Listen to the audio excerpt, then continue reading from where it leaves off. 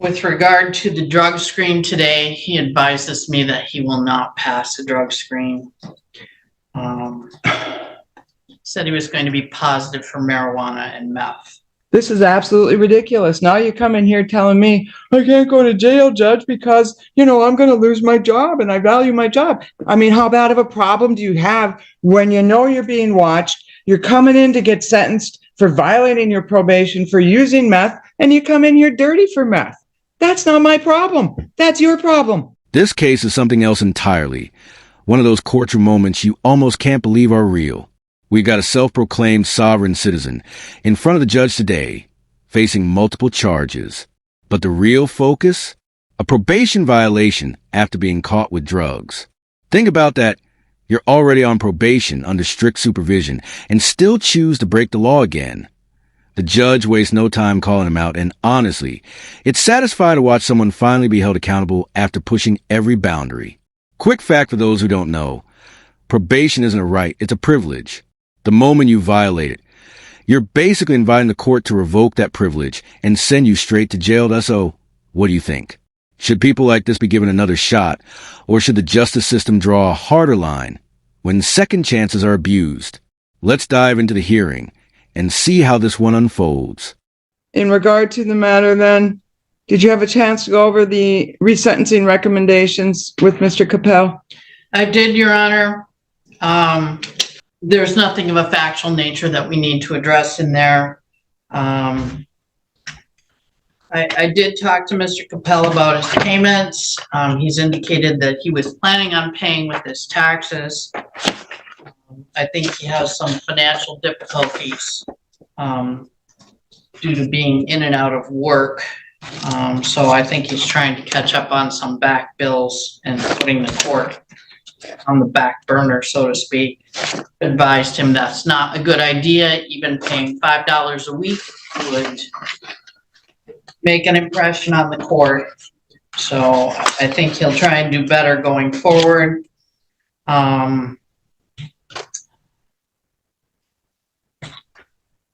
With regard to the drug screen today, he advises me that he will not pass the drug screen. And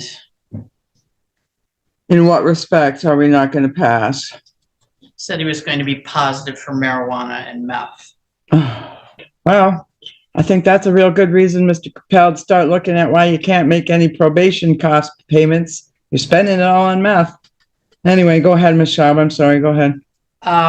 Your Honor, he was honest with me that he would not pass.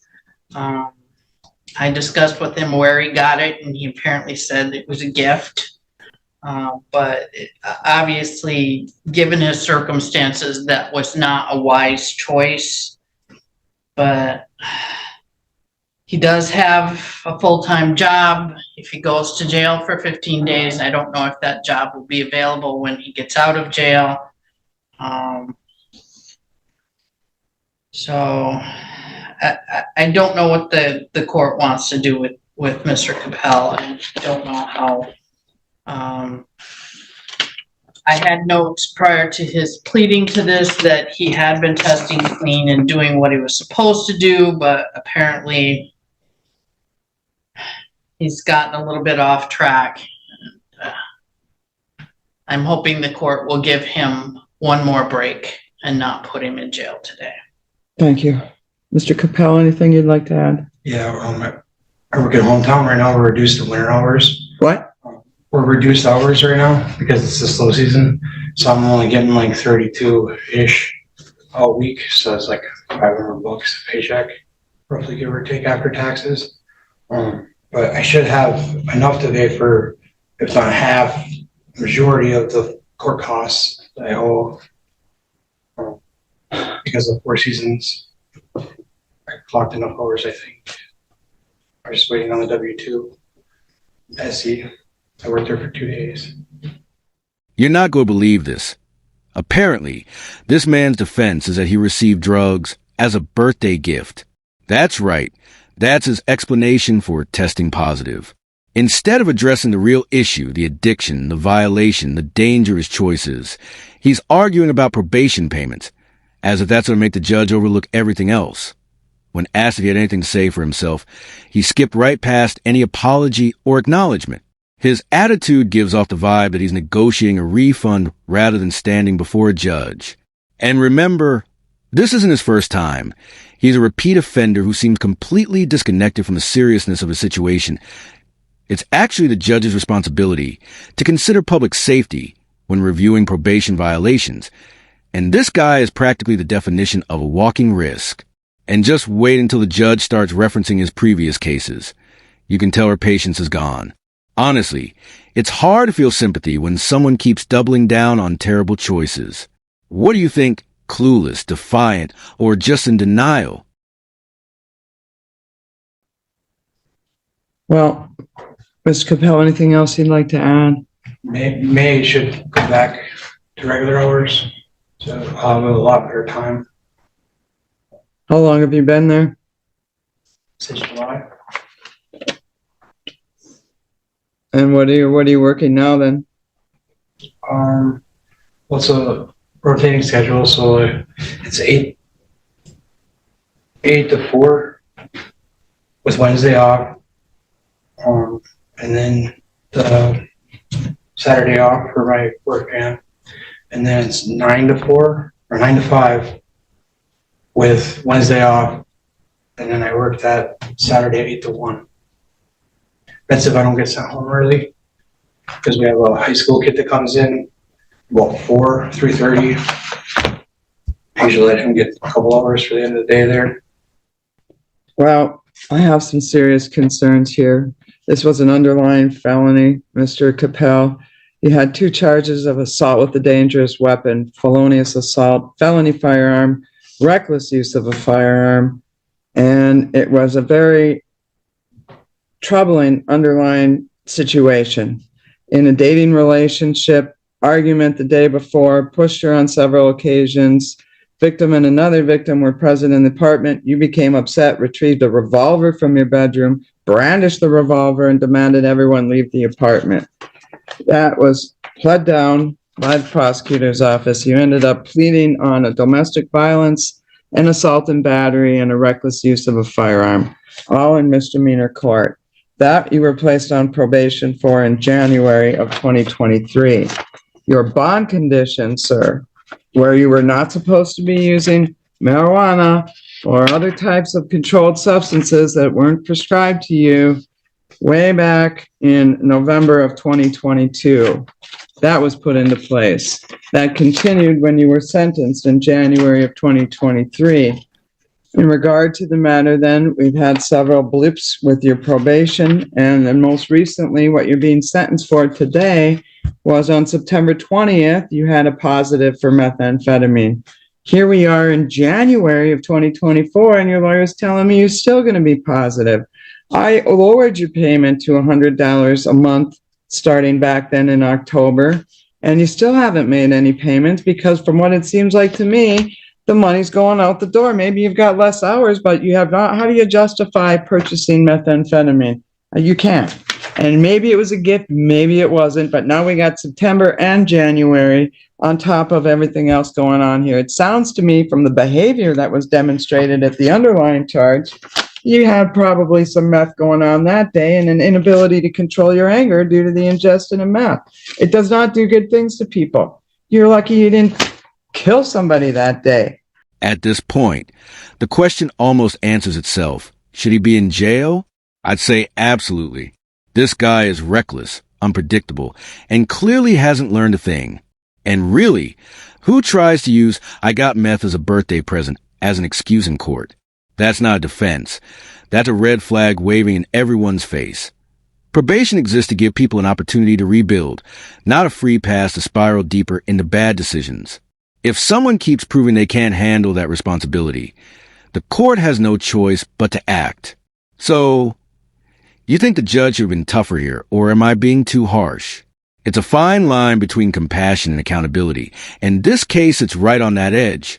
This is absolutely ridiculous. Now you come in here telling me, I can't go to jail, Judge, because, I'm going to lose my job and I value my job. If you valued your job, you wouldn't have been doing meth. You know you're being watched. I mean, how bad of a problem do you have when you know you're being watched? You're coming in to get sentenced for violating your probation for using meth, and you come in here dirty for meth. That's not my problem. That's your problem. That's a big problem. That's what you're telling me. Red flags going up all over. Problem, problem, problem. Can't even control my behavior enough when I know I'm going to go to court and get sentenced. So I am sorry, Mr. Capel. Sometimes we are our own worst enemies, aren't we? I don't know what to tell you here, but this is absolutely ridiculous. Give me 3 weeks, I can guarantee.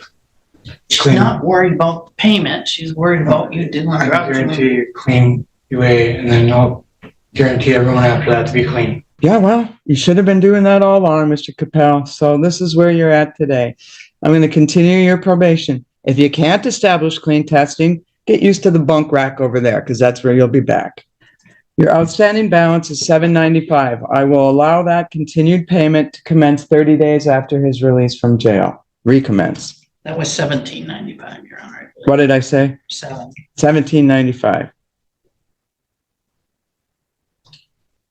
I'm not going to assess another attorney fee. We'll take that off of there. Can I get a report date? I'm going to order 15 days in jail, 0 days credit. I will hold 10 days in abeyance if you successfully pass a drug screen today at booking. If you don't, you will serve the 15 days commencing immediately. You are still required to attend the divert counseling program. You can continue attending that. So, Mr. Capel, if you can't pass the screen today, you're going to be sitting your 15 days. And Can't get a then check-in date, so. No, it's right now. when you Right now. get out of jail, you check in with your probation officer as soon as possible. Right now, Mr. Capel, you made this bed yourself. Think about it. You got 15 nights to think about it. Sign, and then he'll take you down to probation. He is going to jail, right? Yes, he's going to jail either for 5 days or 15, depending on him.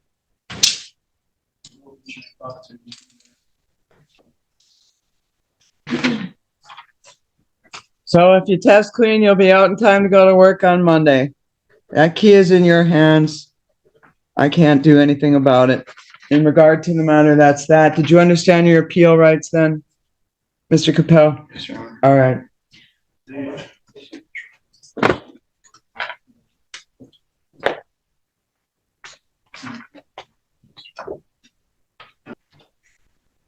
As expected, the judge hands down a short jail sentence, 15 days.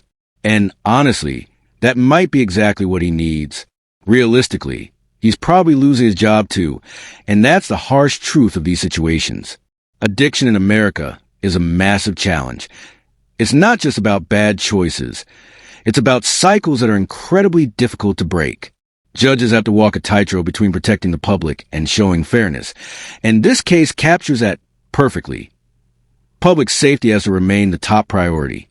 When someone repeatedly uses dangerous substances and puts others at risk, like this man reportedly did when he caused a disturbance in his own apartment building, the court can't simply look away. The most effective path forward is a combination of real treatment, mandatory testing, and firm accountability.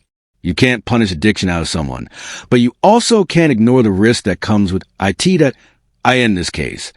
I think the judge handled it with the right balance of empathy and authority.